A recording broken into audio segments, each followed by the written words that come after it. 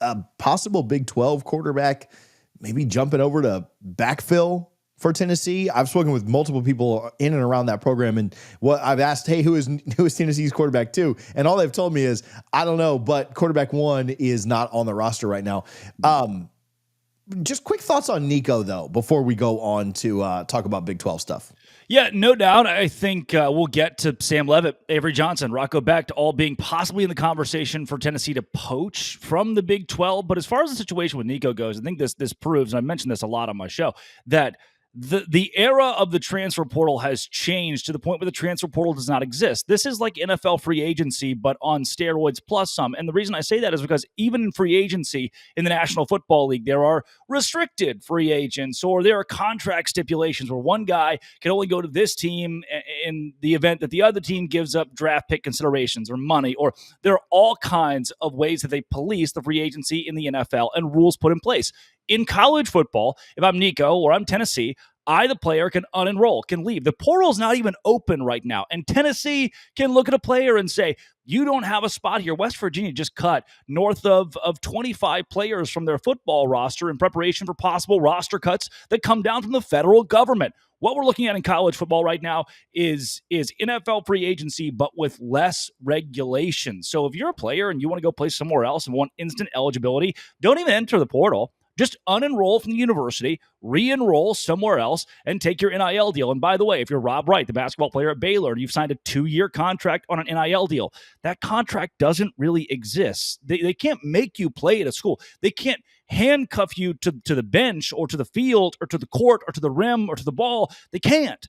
All you got to do is leave. The portal doesn't exist. It's a fugazi at this point, and Nico's move proves that even further with Tennessee, that you can kind of do whatever you want.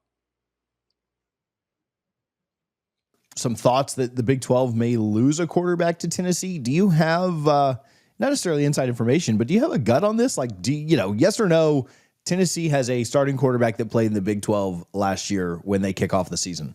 Yeah, I'm gonna go no, but it's a very loose and it's not a very confident no. And here's the reason why: Sam Leavitt, Avery Johnson, Rocco Becht. Those are the guys that are being thrown out there. And TJ, I want to go back to what you said. Tennessee donors, Tennessee sources, they are mentioning how QB1's not on the roster. They're going to go find their dude. They're going to go find a guy who will fit the brand, who's better than Nico, a kid that led them to the playoffs last year. They need somebody better than that. Sam Leavitt, an elite quarterback. Avery Johnson, elite quarterback. Rocco Becht, elite quarterback. And what they can do is wave that $4 million price tag in their face. What we have learned in the last few weeks, go back to Rob Wright at Baylor, who left Baylor for BYU, that $3.5 million price tag, they waved that in his face, and his dad reportedly was the one who said, nope, need it, got to have it, let's go. I don't know Rocco Becht's dad. I don't know Sam Leavitt's dad. I don't know their agent. I don't know where exactly their situation will fall and how much money they can turn down. Look, if tomorrow, I have a job with Locked On Big 12. If tomorrow I was offered $500 million to go work for Locked On SEC, I'd probably take the Locked On SEC job, right? There's a price for everyone, for everything. If $4 million takes away, I don't know what Leavitt's making right now. What if it is $1.5 million? $4 million is a lot more than that. That's a lot more million. So there's an opportunity, and Tennessee fans are tweeting up a storm about that name. Sam Leavitt at Arizona State and how they can pull him away. Cam Scadaboo didn't do it. He proved you can be elite there. He proved you can go to the college football playoff there. Jordan Tyson elected to stay, even though there were rumors of him going to Florida. He is still a wide receiver in the arsenal of Sam Leavitt. I think if Leavitt leaves, Tyson might do the exact same thing because he's losing an elite quarterback. Take Becht off the table right now. I think Avery Johnson, Sam Leavitt would be the top two that Tennessee throws their hat in the ring for, especially because Leavitt's got at least two more years in Knoxville or Tempe, wherever he stays. Yeah, I think what's so tough about this, and I like going back to Nico for just a little bit, and then maybe we'll jump back to Big 12 and then move on. I think do you have an opinion on Tennessee not allowing this, because I think it's great for college football that they basically said, like, hey, we're not playing this game. I did a video before he left when it was just kind of like he had missed practice, and my gut then was that they were going to fold. They were going to bend. We saw this a couple of years ago with Tyler Van Dyke in Alabama.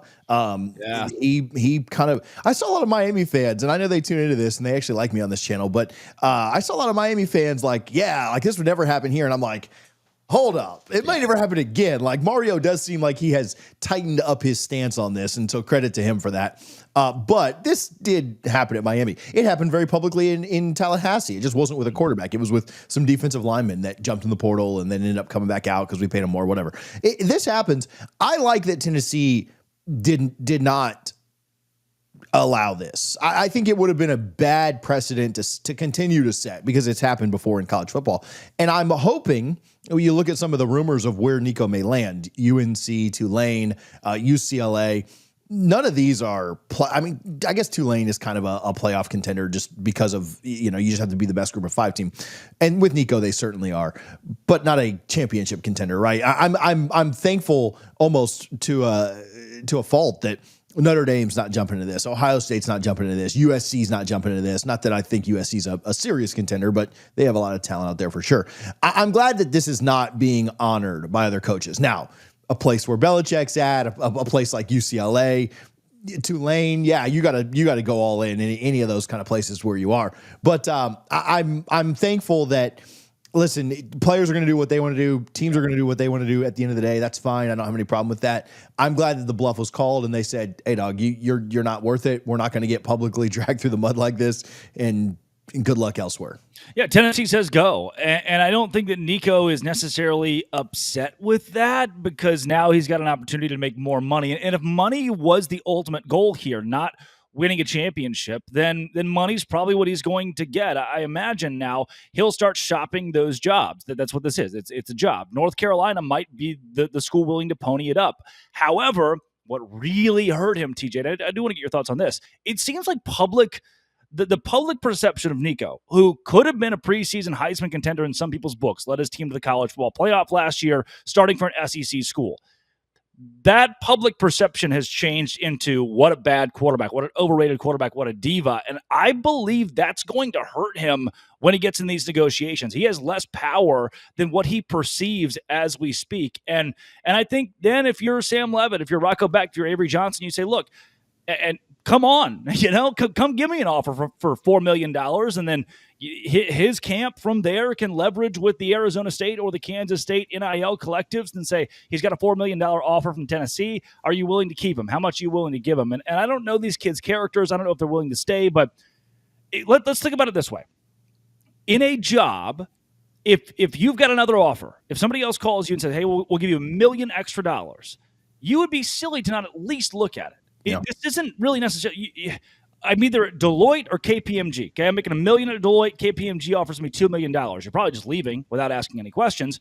But no one's going to look at you and say, "Oh, you weren't loyal to Deloitte. You weren't loyal to that CPA firm or wherever you're working." They're going to say, "Oh, you took the better opportunity." So you look at Avery Johnson or Sam Leavitt or Nico and say they hate their school and they're such a brat, and they're just kind of employees of. Right.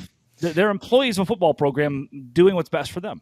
Yeah, so I don't have a problem with Nico going somewhere and getting more money. I don't at all. I said this on Double Fries yesterday, but if somebody was to offer me $2 million a year to cover Akron football, I would immediately change that. I might move that football over. We'd still pay a little respect to Bobby, but I'd put an Akron football up there tomorrow. Yeah. Now, I'd still cheer for FSU. Yeah, but here's so I don't think Nico's a bad guy by any means. I think his dad getting mixed up in the middle of it, the way it kind of went down publicly, it happening at the end of spring, and I mean, shoot, there was a portal window in December. We could have saved a lot of this drama. I think that is all a bad PR look for him, and I do agree. It hurts his negotiating with other schools. Tulane, I don't think has $4 million to throw at him, right? If that's where he ends up. So I agree with all that. Where I think the real problem is Tennessee was not going to land Nico if not offering him an outrageous $8+ million NIL package as a high schooler, right? And I mean, USC was absolutely, he was staying somewhere there in California, probably USC from the people that I've spoken with. And I do have a lot of respect for guys like Kirby Smart and others who are still very relational. And I like Josh Heupel a lot. This is not a shot at him or Tennessee or anything like that. We do really well with our Tennessee followers on this channel. But I do think it's a lesson that when things are more transactional than relational, that's where you get into a lot of trouble. And so Nico was offered $8 million plus as a high schooler to come and play 4 years at the University of Tennessee. It's not a surprise that 3 years in, when the market's changed and he sees Mensah over at Duke making $4 a year, he doesn't say like, dude, I'm better than Mensah. Yeah. Like, I know that we've all joked and said like, well, Nico wasn't even that good this year. Why is he asking for more money? He was better than that guy, right? Or he looks around the market and says like, look what Becht just got at Miami. Like, I'm worth more money. But when it's transactional and not relational, that's the issue. And I think that's a lesson for everybody. Yeah, it's great. It's great to flex a huge recruiting win and a huge, hey, we got money here at BYU or Florida State or Ohio State. Yeah. We won this battle because we're rich. That's great. Yeah, that is great for winning that battle. But if there's not a relationship that it's based on, it's always transactional. And I'm not saying Nico's a bad guy. Listen, I would take the money. I would absolutely be negotiating for more money because truth be told, I don't care about any of these teams except for one, right? And so if I was playing somewhere else, I wouldn't care at all. And if I have kids that are blessed enough to somehow play college sports, we're going to be in the same boat too. But I do think that's why relationships are so smart. And Kirby's talked about it. Others have talked about it. They really build that relationship first, and then NIL, they take care of their guys. Nobody on Georgia's roster is underpaid. Nobody on Ohio State's roster is underpaid, right? So they take care of their guys, but they very much focus on the relationship part. And that's where I think maybe Tennessee has a life lesson to learn about that going forward. No doubt. And this is hopefully in a year's time, kind of a moot point in college athletics. And we realized that was the last time that headline made shockwaves across college football because something has been put in place to avoid this situation or at least make it cleaner where kids can't make as strong demands or universities can't kick somebody to the curb because it will be abused by a university who kicks somebody who's a quality player to the curb, and it will be abused by a player who thinks they can make more money and ends up broke. Today's show is brought to you by Monarch Money. I'm 24, man. I don't really know what I'm doing with my money, but Monarch Money has changed that. My own personal CFO. It's so easy to download Monarch Money as an app and then know where my money is going. It gives you full visibility. You take control of your finances, and it's not just a budgeting app. It's a financial command center. You stop managing your money. You start building wealth. I'm saving money because I'm using Monarch to see where my money is going at a detailed, microscopic level. Instead of juggling multiple apps, use Monarch Money to check your finances and manage it with your partner. It's smoother than ever. You can track your spending, set goals, stay on the same page without stress. Take control of your finances with Monarch Money. Use code LOCKEDONCOLLEGE at monarchmoney.com for 50% off your entire first year. That's monarchmoney.com, code LOCKEDONCOLLEGE for half off your first year. Visit Monarch Money and do it today.